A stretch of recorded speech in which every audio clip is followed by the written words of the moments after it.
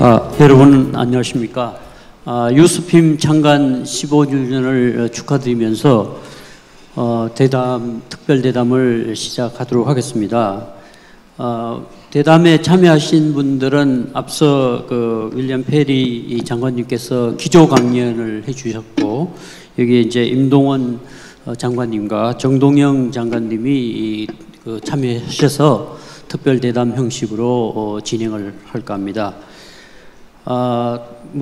잘 들으신 것처럼 페리 장관님께서는 한반도 평화 정착을 위해서 많은 노력을 해오셨고, 또 아마 한미 간의 대북 정책과 관련해서 가장 협조가 잘 됐던 시기에 임동원 장관님과 함께 한반도 냉전구조 해체 구상을 페리 프로세스로 담아서 실천해 오신 그런 두 분이십니다.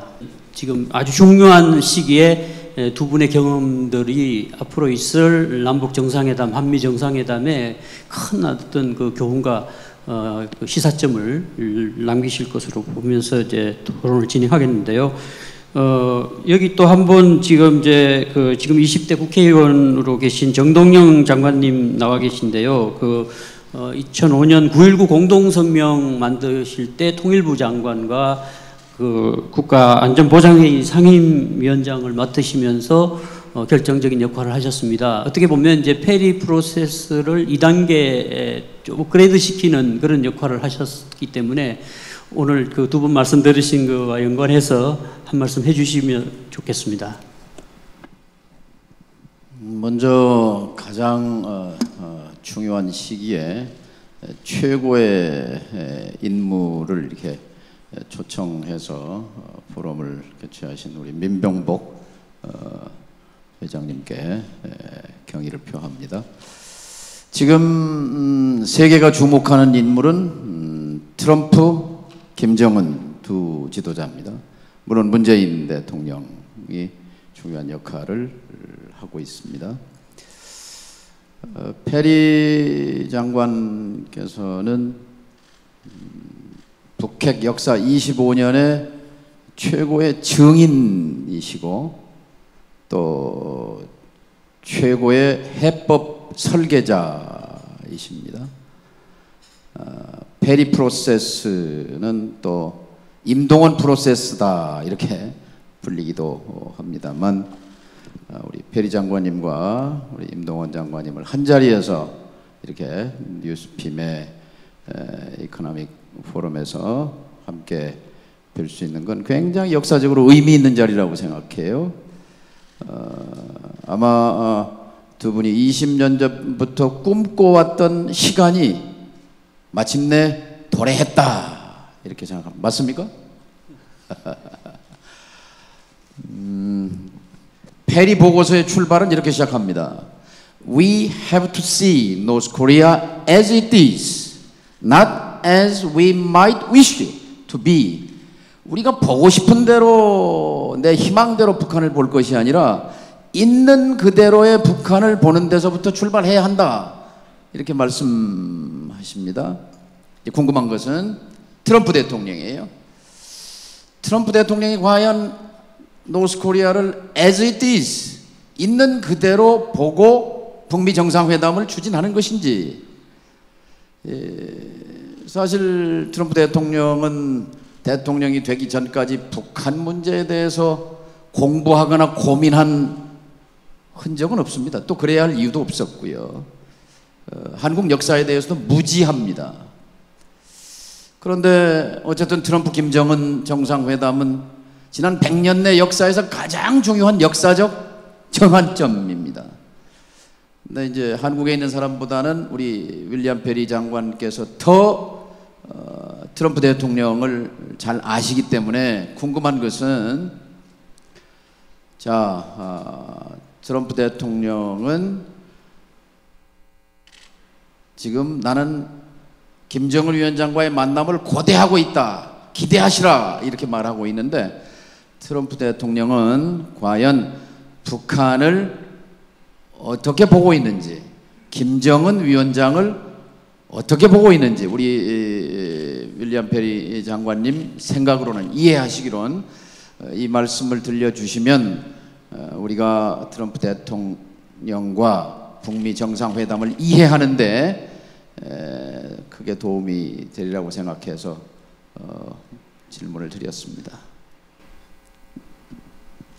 네, 그 트럼프 대통령께 직접 질문하실 내용을 페리 장관님께 질문하셨습니다. 그 트럼프 대통령이 지금 북한과 김정은을 어떻게 보고 있는지를 장관님께서 좀 말씀해 주시면 고맙겠습니다. Is this working? Is this working? Yeah. 네. First of all, let me say how pleased I am to be here in Seoul at this time of hope. Almost from the moment I got off the airplane yesterday, I could sense the hope in the air here, that maybe this time, after years of trying, maybe this time we were actually going to resolve the problem of dealing with North Korea, the nuclear aspirations, and the threats of war. Maybe this time we'll arrive at a nuclear-free Korean peninsula, and a peninsula that's free of the dangers of war. I want to also say how pleased I was to see again my old friend Lim Dong-wan. We had very significant meetings, worked together carefully, cooperatively, almost 20 years ago. He developed a process that should have succeeded and almost did succeed. When I come to Seoul, I hear Perry refer to this, I hear people refer to this as the Perry process. It could just as well have been the Lim Dong-wan process. We worked together. It was a team effort to try to put this process in. But the more important point, not whose name was on it, but that it was a process. We didn't see an instant solution to the problem, but rather we had to start moving together seriously and systematically in a process to achieve peace. Finally, let me address the question which my colleague and friend asked me about Mr. Trump. I should qualify it by saying I did not vote for Mr. Trump, and even today I do not support him. But let me offer a more positive view. Many decades ago, well, let me say first, I believe the failure of the process that Lim Dong-wan and I worked on many years ago was partly, maybe even largely, a result of party politics in the United States. An incoming Republican president not being willing to accept or support an agreement that had been worked out by President Clinton, his Democratic predecessor. Whether or not that analysis is correct, it is certainly correct that party politics in the United States have a lot to do with how we administer our programs, including our international programs. The Republican Party in particular has not been known for moving forward and supporting peace on the peninsula. And nor has Mr. Trump been known for that. But let me offer a more positive view. Many decades ago,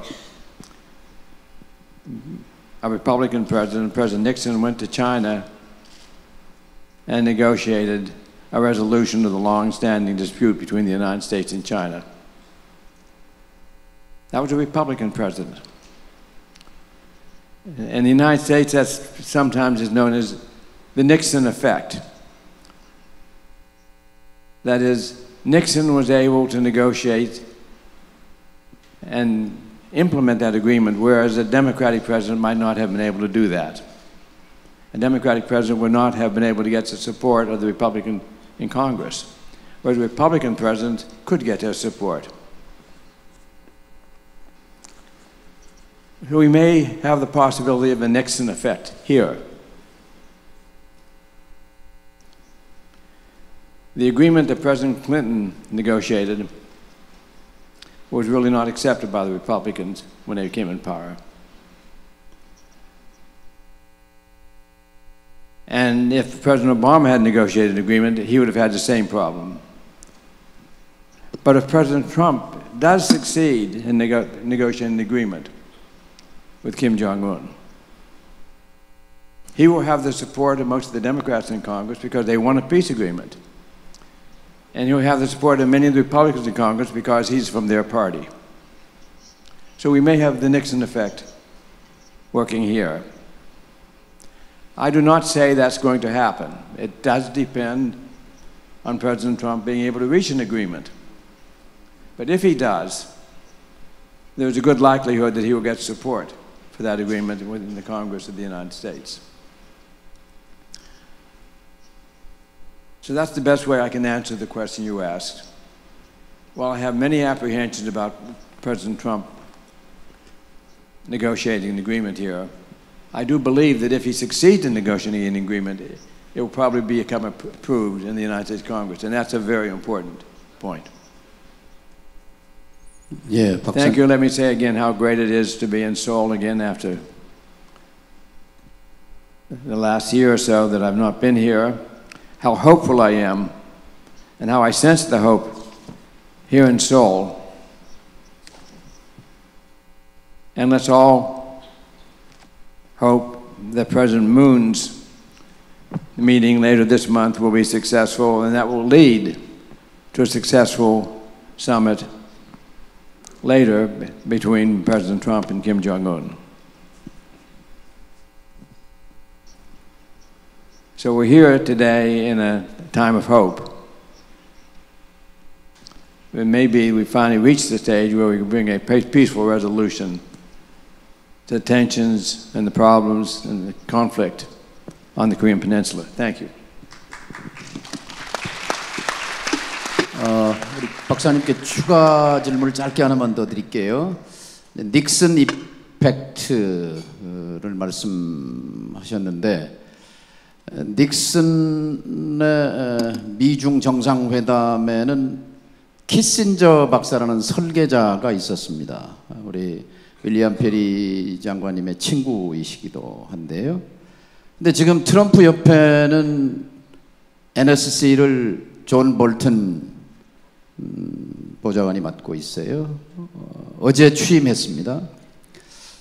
제가 트럼프 대통령 당선 일주일 만에 국회의 평화외교단 단장으로 워싱턴에 가서 존 볼턴 대사를 만났습니다. 당시 그는 국방장관 또는 국무장관 후보로 거론되고 있었습니다.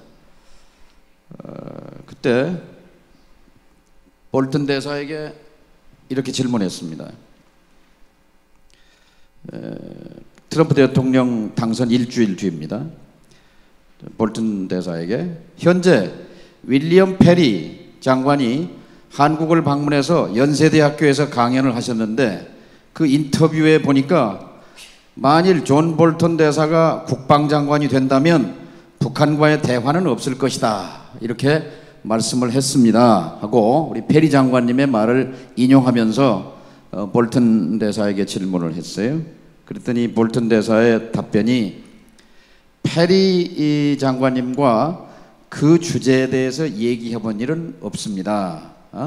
그러나 지난 25년 동안 북한은 대화한 뒤에 약속하고 이를 위반하는 것을 반복적으로 해왔고 핵무기 능력을 꾸준히 개발해 왔습니다. 북한을 비핵화하겠다는 생각은 아마도 가능성이 없는 것이라고 생각합니다. 결론적으로 지난 25년간 대화가 남긴 것은 5차례 핵실험, 탄도미사일 능력의 진전, 수없는 협정 파기, 그로 인한 국제사회에 대한 위협 증대뿐입니다.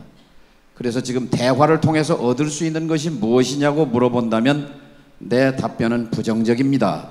이게 존 볼턴 대사의 언급이었어요. 그 사람이 지금 트럼프 대통령의 귀를 잡고 있습니다. 볼턴 대사입니다. 우리의 걱정은 닉슨 옆에는 키신저가 있었고 지금 트럼프 대통령 옆에는 볼튼이 그 자리에 있습니다. 과연 이 국면에서 안보보좌관으로서의 역할과 트럼프 대통령의 그 대통령으로서의 역할 사이의 조화 관계, 특히 북미 정상회담을 앞두고 여기에 대한 한국인들의 걱정에 대해서 페리 장관님의 견해를 듣고 싶습니다. Well, I will make no secret of the fact that I was not pleased at the appointment of John Bolton to the National Security Advisor. But getting to the more general point of the Nixon effect,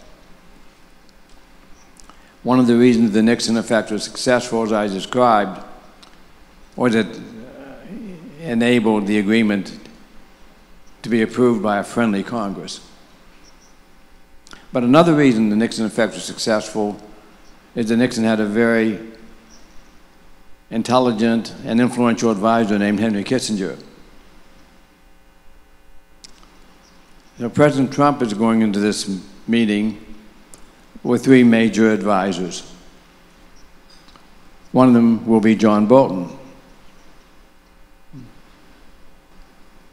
And I can't be very optimistic about that advice. The second is his incoming Secretary of State, who has also expressed opposition to negotiating with North Korea.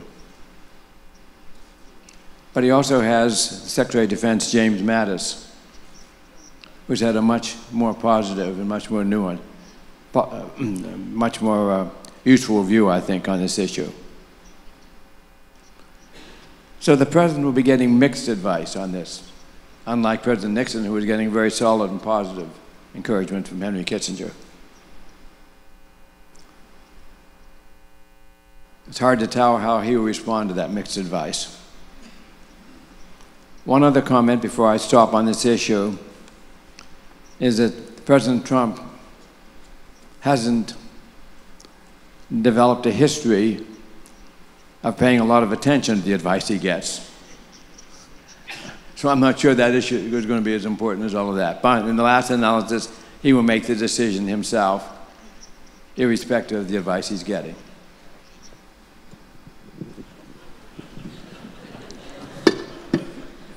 네, 방금 말씀하신 대로 지금 남북 정상회담과 북미 정상회담이 합의되는 과정을 아마 여러분들 보셨을 텐데요. 각국의 정보기관이 동원돼 가지고 비밀 협상을 통해서 그 합의가 이루어진 과정.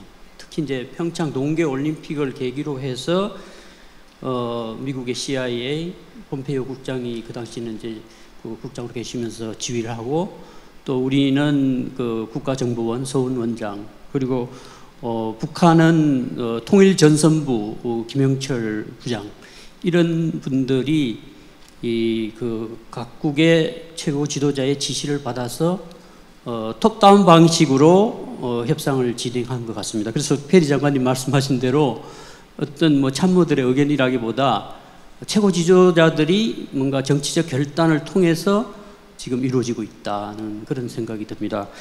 그리고 지금은 이제 여러 차례 이 합의가 깨진 배경에는 정권 교체라는 변수, 그러니까 우리의 정권 교체 변수도 있고 미국의 정권 교체 변수도 있고 북한에도 지도자의 사망이라는 변수가 있었는데, 이번에는 정권 초기에 지금 이제 협상이 이루어진다는 점에서 이행 가능성이 어느 때보다 높은 시기가 아닐까 하는 생각이 듭니다. 그래서 이제 남은 시간은 본격적으로 이제 페리 프로세스의 교훈을 앞으로 있을 이제 새로운 어떤 한반도 프로세스에 적용하기 위한 새로운 어떤 아이디어나 뭐 이런 창의적인 그런 어떤 그 말씀들을 좀 들어봐야 될 것 같은데요. 그러니까 그 페리 프로세스가 만들어질 과정에서는 북한이 94년 제네바 합의를 통해서 핵 동결을 하고 많은 경제적 보상을 얻었습니다. 뭐 연간 50만 톤의 중유를 얻고 또 2003년까지 경수로 2기를 이제 받는. 근데 거기 재미를 보고 또 미사일 카드를 내밀었었죠. 그게 이제 그 북한이 대량 살상 무기 카드를 이렇게 살라미식으로 자꾸 이렇게 끄집어내니까 이게 한반도 냉전 구조를 근본적으로 해체를 해서 이 평화 체제로 이게 구축되지 않으면 이 해결이 어렵겠다고 해서 이 포괄적 접근을 하되 이제 단계별로 이제 수순을 밟아서 가는 그런 방식을 택했던 것 같습니다. 그래서 우선은 북한의 그 미사일 발사를 막는 조치를 1단계에서 취하고 2단계에서는 북한의 핵 미사일 그 개발 계획을 중단시키는 조치와 함께 3단계에서는 북미, 북일 관계 개선과 한반도 평화체제를 구축하는 것을 골자로 하고 있는 이제 프로세스인데요. 이제 그때는 이제 핵을 하는 과정의 문제였고, 지금은 북한이 지난해 화성 15형 발사 이후 국가 핵무력 완성을 선포한 상황이고, 또 미국을 타격할 만한 ICBM도 말로는 완성됐다고 하는 단계입니다. 미국은 아직도 실질적인 완성까지는 뭐 9개월에서 1년 정도 남았다. 그래서 이 시한 동안에 그 북핵 문제를 협상을 통해서 해결할 수 있는 마지막 기회라고 생각하고 있는 것 같습니다. 그래서 지금 이제 그 비핵화의 수순 그리고 이 조건 이런 것들이 이제 달라진 상황에서 어떻게 하면 지금 시작되는 새로운 프로세스가 성공적으로 잘 진행될 수 있을 것인가에 대한 토의를 해야 될 것 같습니다. 앞서 그 페리 장관님께서 기조 강연을 해주시면서 그동안의 경험에 비춰 봤을 때 한 4가지 교훈이 있다고 말씀하셨는데요. 그 압축적으로 말씀드려보면 북한은 그 체제 생존과 정권 유지를 위해서 핵무기를 개발하고 있다. 그리고 북한 지도자는 그 미치광이가 아니고 그 어느 정도 그 이데올로기에 매이지 않으면서 실용적으로 타결할 의지도 갖고 있다. 그렇지만 이 경제적 보상을 그 정권과 거래하지는 않을 거다. 이런 요지로 말씀하신 것으로 볼 수 있을 것 같은데요. 그래서 이런 그 관점에서 앞으로 지금 이제 한국 사회에서나 많은 쪽에서 얘기하는 것이 지금 실패한 원인 중에 하나가 보상, 동결대 보상. 그러니까 이 안보 문제와 경제를 교환하는 그런 방식이고, 이 안보를 교환하는 부분은 뒤로 미뤄뒀다. 이럴 때면 9.19 공동성명 같은 경우에도 어느 정도 비핵화가 진전된 다음에 그 한반도 평화체제 구축을 위한 별도의 포럼을 가동하기로 했는데 그 가동조차도 못했던 부분입니다.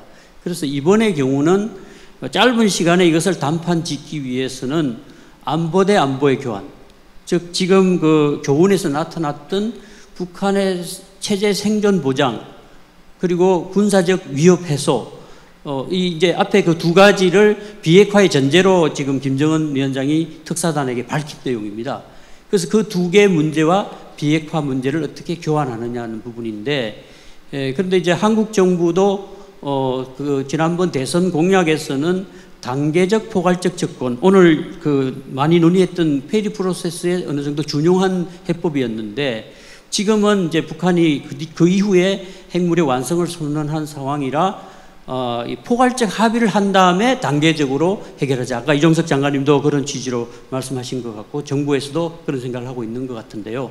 그런데 그 시간이 그 미국은 그 ICBM 완성 기간이 9개월에서 12개월, 1년 정도 남았다고 해서 그 기간 내에 북한의 비핵화를 완성하자는 것 같고, 북한은 지금까지 개발해 놓은 핵은 당분간 체제 안전이 담보될 때까지는 보유하고 부분 인정받고, 그 다음에 이제 ICBM의 그 완성을 위한 실험을 중단하고, 또 뭐 예를 들면 핵 시설을 동결하고 대량 그 생산을 위한 2차 공격 능력을 중단하는 정도에서 아마 협상을 하려는 그런 계획을 갖고 있는 것 같습니다. 그래서 지난번에 김정은 위원장이 중국을 방문했을 때도 단계적, 동시적 조치라는 표현을 썼습니다. 그것이 이제 지금까지 9.19 공동성명이나 이런 데서 얘기했던 그런 그 단계별 일괄 타결인 것 같습니다. 그런데 이제 체제 안전 보장 문제를 앞에서 다루겠다는 뭐 그런 취지인 것 같은데요. 임 장관님이 한 말씀 먼저 해주시는 게 좋을 것 같습니다. 이런 그동안 쭉 관찰하셨고 또 이제 새로운 프로세스에 대해서도 아마 경험적으로 많은 그 생각을 해보셨을 것 같아서 먼저 한번 들어보도록 하겠습니다. 제가 여담을 한 말씀 먼저 드리겠습니다. 페리 장관님께서 조금 전에 자기는 트럼프에 대해서 찍지도 않았고 지지하지도 않는다고 말씀하셨습니다. 그런데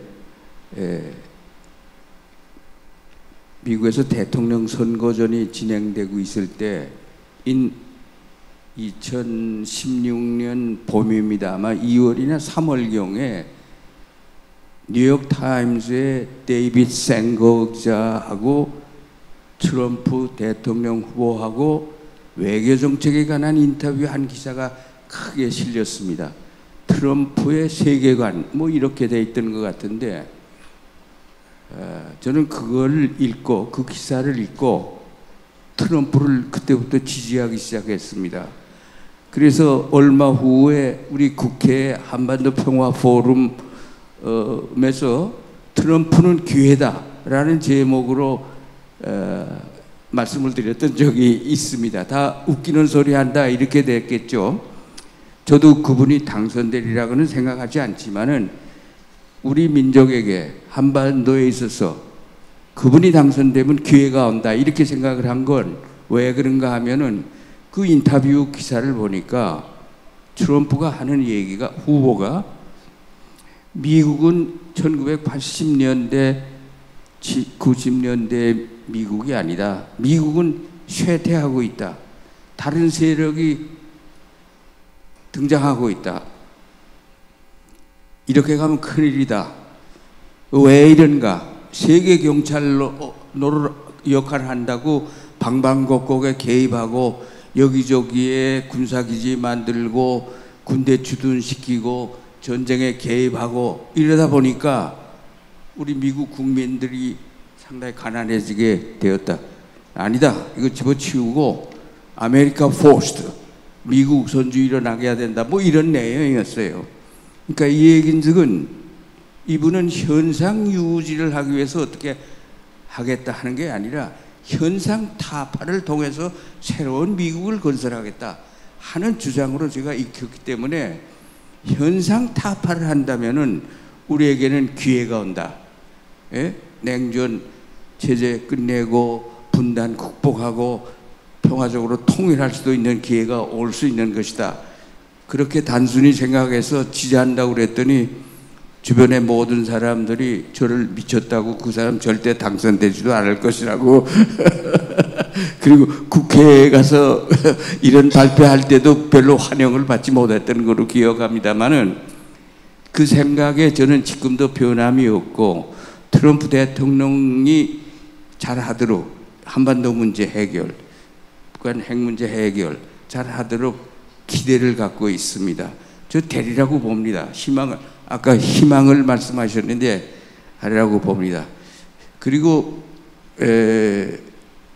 우선 북한 핵 문제 해결을 하기 위해서는 북한의 의도는 무엇인가, 북한은 왜 핵 개발을 하려고 그러고 그 의도는 무엇인가 하는 걸 우리가 아주 팩트를 정확히 판단해야 되는데 북한은 그냥 악마다, 미친놈이다 이런 견지에서 판단한다면은 정확한 해답을 낼 수가 없는 것이죠.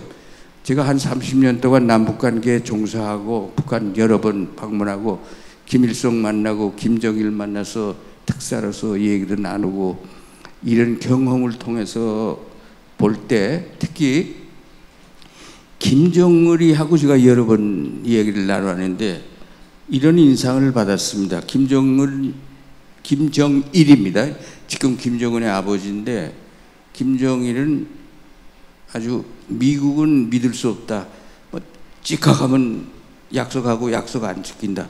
정권 교체할 때마다 다 뒤집힌다. 그러나 미국은 대단히 두려운 존재다. 북한으로서. 그럼에도 불구하고 북한은 미국과 관계 정상화하지 않으면 살 수가 없다. 그래서 북한의 최대의 프라이어리티, 최우선 목표는 미국과의 관계 개선, 관계 정상화다. 그래 미국에 대해서 계속 하소연하고 있는데 들어주지를 않는다. 그러니 어떻게 하느냐? 그리고 오히려 우리를 압살하려고 그런다. 우리를 적대시한다. 그리고 핵으로 위협한다. 이러니 어떻게 해야 되느냐?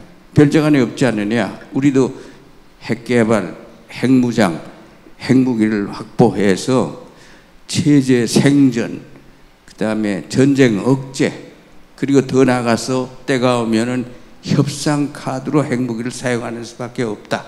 이런 얘기를 들려주었습니다. 저한테만 아니라 우리 김대중 대통령한테도 정상회담 할 때 이런 얘기를 하셨는데, 여기에 어느 정도의 진실이 숨어 있다고 저는 그렇게 느낍니다. 그래서 그리고 이번에 김정은도 아까 고 교수께서 말씀하셨지만은 조건부로 비핵화를 할 용기가 있다고 밝혔다는 거 아닙니까? 두 가지를 얘기했다는 거 아닙니까? 미국이 우리에 대해서 군사적 위협을 해소한다면 조건이 있어요. 그다음에 두 번째로는 체제 안전을 보장한다면은 미국 즉각 하면은 레짐 체인지, 체제 붕괴시키겠다는 얘기를 많이 했는데 이거 그렇지 않다는 걸 보장한다면은 핵무기를 가질 필요가 없다. 이거 선대의 유훈이다. 이랬다는 거 아닙니까? 믿거나 말거나 일단 이것을 그대로 받아들일 필요가 저는 있다고 생각합니다. 그럼에도 불구하고 그 말 속에 숨겨져 있을 수도 있는 내용은 경계해야 된다고 봅니다만은 이 얘기는 핵 문제는 적대관계의 산물이다 하는 겁니다. 그래서 그동안에 클린턴 정부 8년 동안에는 핵 문제 해결을 위한 올바른 길로 많은 진전을 했고 드디어 미국과 북한의 관계 정상화 직전까지 가는 진전을 일으켰는데 참 대단히 좋았어요. 거기 우리 페리 장관의 큰 기여가 있었습니다만은, 근데 부시 이후 2003년 1월 이후 북한은 본격적으로 핵 개발을 시작해서 지금 만 15년이 됐습니다. 그런데 뭐 핵실험 몇 번 하고 또 중장거리 미사일 발사 시험에 성공하고 이러고 난 다음에 김정은이가 금년 신년사를 통해서 핵 문제에 대해서 4가지의 중요한 포인트를 지적하고 있어요. 얘기를 하고 있어요. 이것이 저는 대단히 중요하다고 생각하는데, 첫째, 북한은 미국 본토를 사정권에 둔 대륙간 탄도미사일을 갖게 되었다. 첫째. 둘째, 그렇기 때문에 미국은 앞으로 우리를 상대로 전쟁을 해오지 못하게 되었다. 왜? 우리는 강력한 억제력을 확보했기 때문에. 그다음에 셋째, 북한은 핵무기를 적대 세력이 우리를 침해하지 않는 한 절대로 먼저 사용하는 일이 없을 것이다. 핵무기 불사용의 원칙, 그리고 핵무기로 위협하지도 않을 것이다. 그 다음에 넷째, 이제 핵실험, 미사일 발사 실험 하는 연구 개발 시험 단계를 일단락 짓고 본격적으로 핵무기를 생산 배치하는 단계에 들어가게 되었다. 이렇게 4가지입니다. 이거 대단히 중요한 겁니다. 여러분 신년사를 한번 참고해 보세요. 그러면서 지적한 것이 이제 핵억제력을 확보했으니 전쟁이 일어날 가능성이 희박해졌으니 경제 건설에 치중하겠다. 그러기 위해서는 평화 환경이 필요하다. 그래서 대남 관계를 남한과의 관계를 개선해 나가겠다. 이런 논리가 전개되는 겁니다. 신년사에. 그리고 미국과도 관계 개선을 희망한다. 이런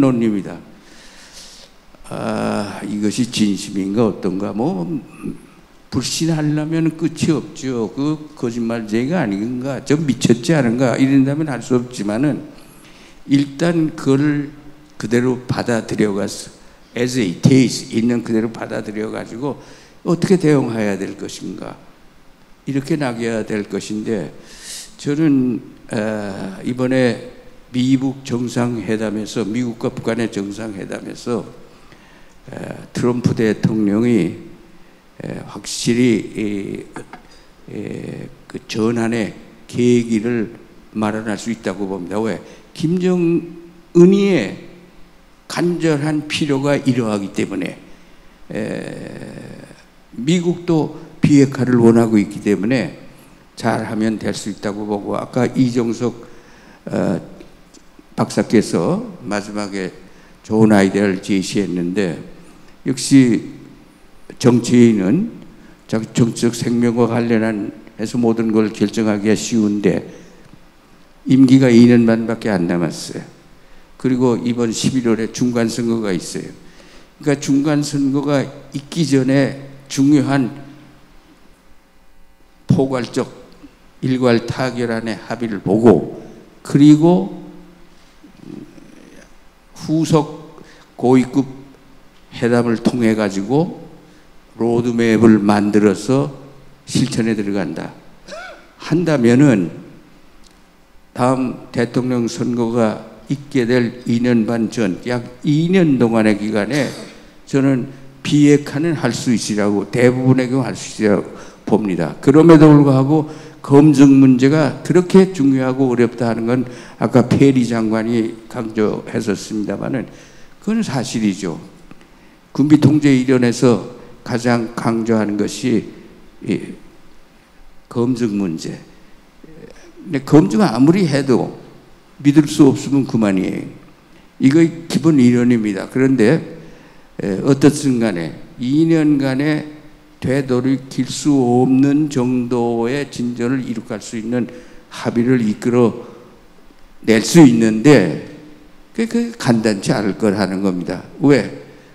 북한이 그걸 그대로 손들고 나설 리는 없는 거고 그 대신에 미국과의 적대 관계가 해소되고 관계 정상화가 그때까지 완전히 돼서 평화공존할 수 있어야만 그것이 가능하다고 생각할 겁니다. 그래서 미국이 해야 될 일도 굉장히 많다 이겁니다. 관계 정상화까지. 또 그리고 미국은 민주주의 국가라서 행정 절차가 복잡하고 의회의 승인을 받아야 될 일도 많고 하기 때문에 오히려 비핵화에 합의한다 하더라도 미국이 북한과 관계 정상화하는 이러저러한 조치를 그 기간 내에 완성할 수 있겠는가 하는 데 대해서는 상당히 의문이 있습니다. 그럼에도 불구하고 되돌이킬 수 없을 정도의 조치에 합의하고 진척시켜 나가면은 계속 진행시키면서 추진해 나가면서 이 문제를 해결할 수 있지 않겠는가 하는 기대를 갖기 때문에 트럼프 대통령의 결단을 기대에 마지 않습니다. 다만 그 주변에 참모들이 이러저러한 사람이 있어서 참 걱정이 됩니다만은 근데 트럼프가 지금 페리 장관이 말씀했듯이 뭐 자기가 하고 싶은 대로 할 수 있는 분이니까 그렇게 되면 어떻게 하는가 이런 생각이 좀 듭니다. 네. 예, 감사합니다. 그 시간이 많지는 않은데요. 페리 장관님께 한 질문 제가 드리고 프로에 한두 번 질문 받고 마쳐야 될 것 같은데요. 지금 이제 제일 우리 사회에서 우려하는 부분들이 이제 안보 불안감과 관련해서 주한미군 문제인 것 같습니다. 그러니까 그 북한이 2016년 7월 6일 공화국 대변인 성명을 통해서 비핵화의 그 조건을 제기한 적이 있습니다. 한 5가지 제기를 했는데 대부분 이제 그 핵과 관련되는 내용이 앞에 있고 끝에 마지막에 그 주한미군 철수 선포라는 내용이 있습니다. 그리고 뭐 핵을 가진 미국이 한반도 핵을 배치하지 않고 전략 자산을 전개하지 않고 위협을 가하지 않는 얘기들을 쭉 나열해놓고 마지막에 주한미군 철수 선포 이런 내용이 있어서 이 부분이 이제 앞으로 어떻게 정리될 것인지 많은 사람들이 한반도의 평화협정이 체결되면 주한미군 철수하지 않을까 하는 그런 이제 우려를 갖고 있는데 미국의 전략적 이해관계로 볼 때 요즘 인도 태평양 전략으로 한미 동맹을 린치핀, 핵심 축이라고까지 얘기하는 그런 미국이 북미 간 수교가 되고 평화협정이 된다 하더라도 주한미군을 배치할, 그대로 유지할, 뭐 예를 들어서 평화유지군이라든가 이런 형태로 그대로 유지할 가능성이 있는지 여부를 말씀을 좀 해주시면 좋을 것 같고요. 이번에 특사단이 평양에 갔을 때 김정은 위원장이 한미 군사연습 미루던 거 그대로 해도 좋다 이런 얘기를 하면서 나중에 남북관계가 잘 진전이 되고 북미관계가 잘 풀리면 한미 군사연습의 성격도 바뀌지 않을 것인가 이런 얘기를 했다는 얘기를 전해 들은 바가 있습니다. 그러니까 이제 한미 군사연습의 성격이 바뀌면 미국이 여기 있어도 좋다는 뜻으로 해석할 공간이 좀 있었던 것 같습니다.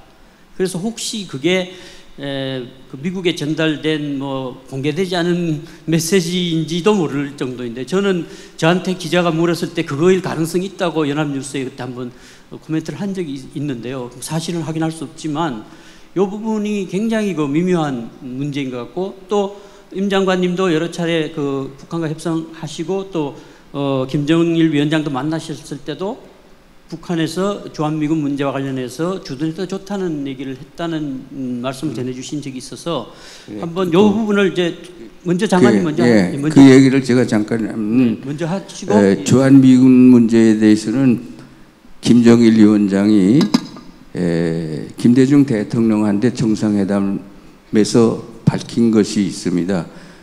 북한은 주한미군의 철수를 요구하지 않는다, 원치 않는다. 통일된 후에도 계속 주둔해야 된다는 김대중 대통령의 주장에 동의한다. 왜 그런가?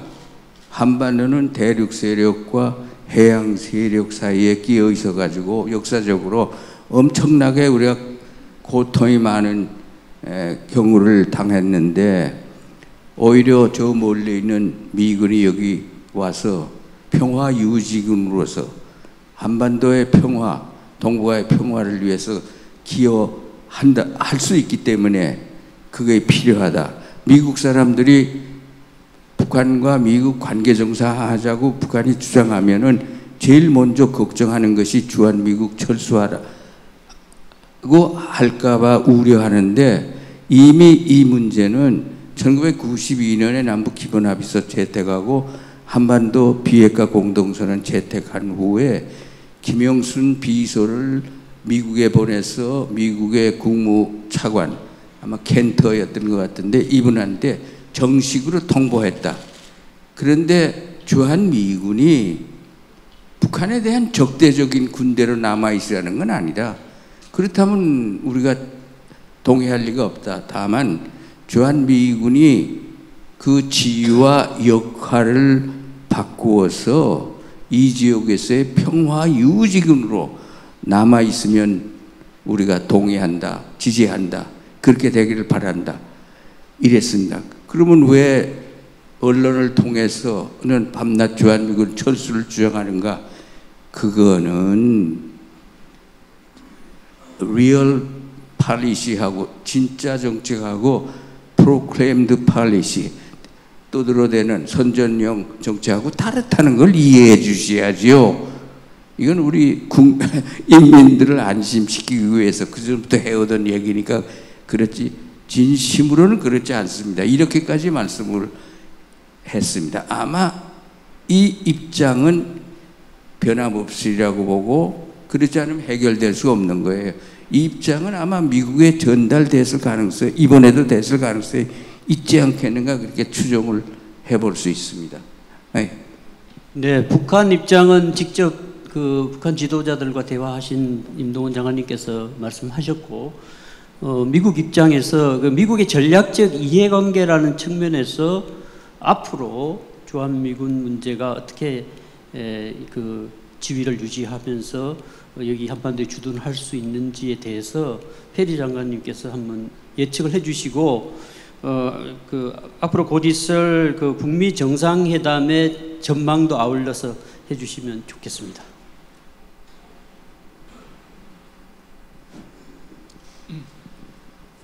The basic reason for the American combat forces being in South Korea in the first place was to help protect South Korea in the event of an invasion from North Korea.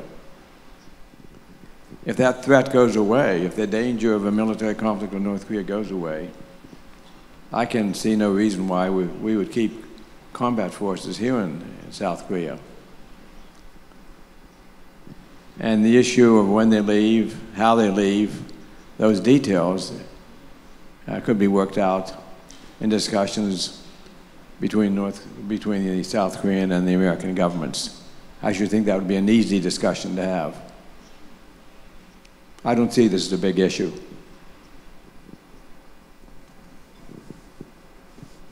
끝으로 그 한미 정상회담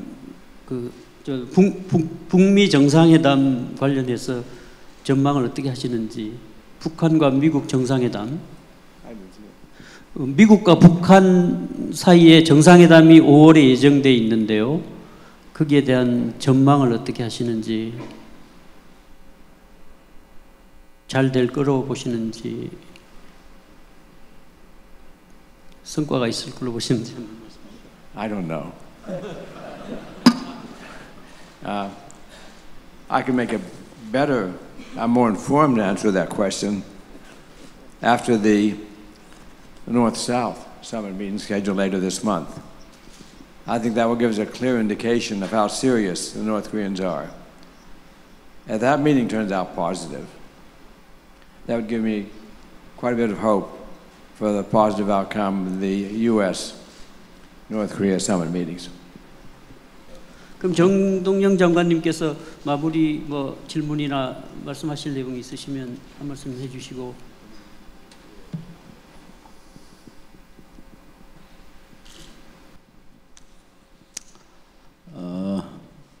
이제 페리 프로세스가 이제 10년 만에 다시 살아났습니다. 부활했습니다. 근데 이제 아까 이종석 장관이 뉴 페리 프로세스를 얘기한 것 같아요. 북미 트럼프 김정은 정상회담에서 비핵화와 체제 보장에 대해서 통큰 합의를 하고 포괄적 합의를 하고 그 후에 고위급 회담을 통해서 구체적인 이행 일정표 로드맵을 만들자. 그리고 그 완료 시점은 트럼프 대통령 임기 내 2020년으로 하자. 이렇게 이종석 장관이 그 강연에서 발표를 하셨는데 페리 장관님은 거기에 동의하시는지 생각을 같이 하시는지 이것을 뉴 페리 프로세스라고 불러도 괜찮겠는지 이 말씀하고 그다음에 한 가지 더 붙이면 자 이번 북미 정상회담 또 남북 정상회담은 제 개인 견해로는 1989년 12월 지중해의 몰타 섬에서 열렸던 미소 정상회담 부시 시니어 부시 대통령과 고르바초프 서기장의 미소 정상회담을 통해서 동서냉전을 끝냈는데 이번 4월 남북 정상회담 5월 북미 정상회담에서 한반도의 70년 냉전의 세월이 유턴하는 그런 역사적 계기가 될 수 있고 돼야 한다고 생각합니다. 특히 몰타 정상회담에서 고르바초프 서기장이 이렇게 말했지 않습니까? 우리는 더 이상 적이 아니다. We are not the enemy anymore. 자, 우리는 더 이상 적이 아니다. 이 선언이 동서냉전을 끝내고 새로운 협력의 새 질서로 전환점이 됐습니다. 이번에 남북정상회담에서 문재인 대통령과 김정은 위원장도 남과 북은 더 이상 적이 아니다 이렇게 선언할 수 있어야 한다고 생각합니다. 또 트럼프 대통령과 김정은 위원장 간의 정상회담을 통해서도 이 두 개의 정상회담 패키지가 몰타 정상회담처럼 한반도 냉전을 해체하는 결정적인 전환점이 될 수 있다고 저는 봅니다만 여기에 대한 우리 페리 장관님의 말씀을 듣고 싶습니다.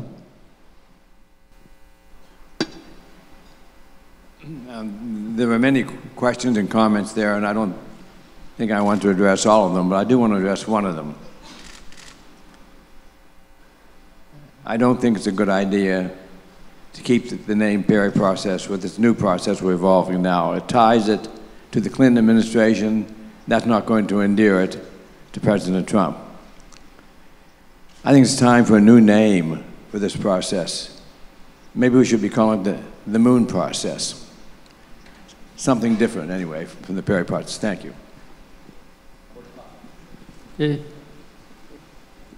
예, 감사합니다.